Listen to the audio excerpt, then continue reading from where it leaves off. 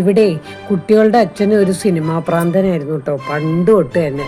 പരീക്ഷയുടെ തലേ ദിവസം കൂടെ പോയി 1-2 സിനിമ കണ്ടിട്ട് വന്ന് പരീക്ഷ എഴുതിയ ആളാണ്.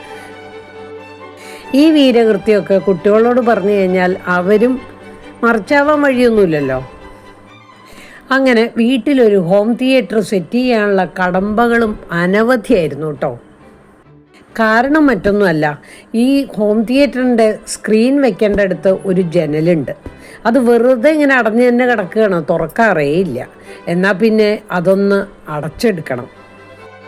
അതിനായിട്ട് ആദ്യം പ്ലൈവുഡ് വാങ്ങി അവിടെ ഫിക്സ് ചെയ്യണു. പിന്നെ അതിൻ്റെ മുകളിൽ മാറ്റ് ഫിനിഷ് തന്നെ മൈക്ക വേണം എന്ന് പറഞ്ഞാൽ അത് മേടിച്ചൊട്ടിക്കണു. എന്തിനേറെ ഇതൊക്കെ ചെയ്യാനുള്ള ആൾക്കാരെ കൂടി കണ്ടെത്തേണ്ട പണി മുഴുവൻ എൻ്റെ തലയിലായിരുന്നു കേട്ടോ. പക്ഷെ പ്രധാന ജോലിയായിട്ടുള്ള പ്രൊജക്ടർ ഫിറ്റ് ചെയ്യുക, അതുപോലെ സൗണ്ട് ബാർ ഫിറ്റ് ചെയ്യുക, ഇതൊക്കെ ചെയ്തത് മോൻ്റെ ഒരു ഫ്രണ്ടായിരുന്നു കേട്ടോ. വളരെ ഭംഗിയായിട്ട് ചെയ്തു.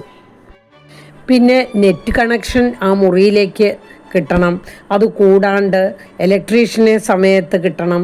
ഇങ്ങനെ എല്ലാവരെയും കൂടെ യോജിപ്പിച്ചുകൊണ്ട് ഇന്നലെ ഇവിടെ തകർപ്പൻ പണിയായിരുന്നു കേട്ടോ. എല്ലാം കഴിഞ്ഞ് രാത്രി ഒരു 9 മണിയായപ്പോഴേക്കും ഒക്കെ സെറ്റാക്കി.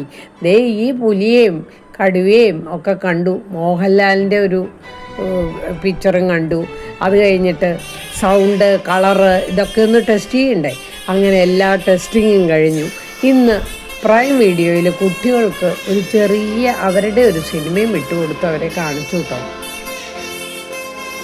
എന്തായാലും എല്ലാവരും ഹാപ്പി. അച്ഛൻ പ്രത്യേകിച്ച് ഹാപ്പി എന്ന് പറയേണ്ട കാര്യമില്ലല്ലോ. കളറൊക്കെ ഒന്ന് ടെസ്റ്റ് ചെയ്യണമല്ലോ എന്ന് വിചാരിച്ചിട്ടാണ് കളർ ഫിലിം ഇട്ടത്.